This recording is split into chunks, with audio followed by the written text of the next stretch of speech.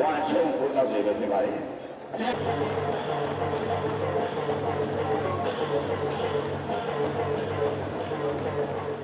ီကမှာ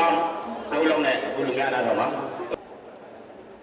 ဒီရဲ့နောက်ကမှဒုတိယတော်လက်သီးခံစားခဲ့ရရင်အမှတ်စဉ်ရည်တော့တာဆုံးဖြတ်မှာပါ။လက်ဒီကနေရှင်းတင်းမှနေရာယူနိုင်ရမှာလေရှိ။ဓမ္မကြီးဘုရားတော်လို့ပဲဟုတ်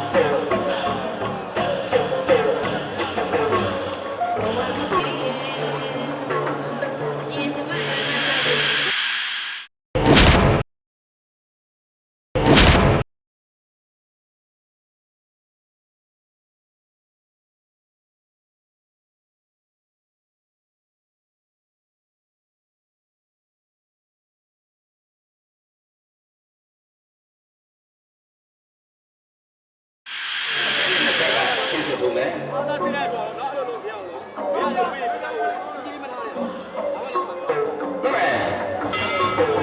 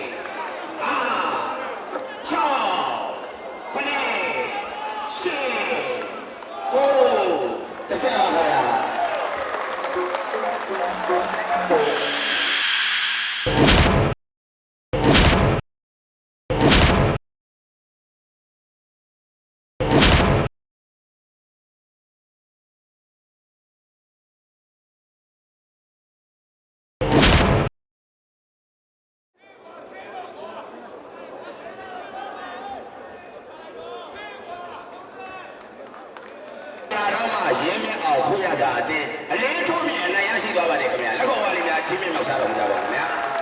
ကဲရွာသားဘေးကလေးဒီမှာဘေး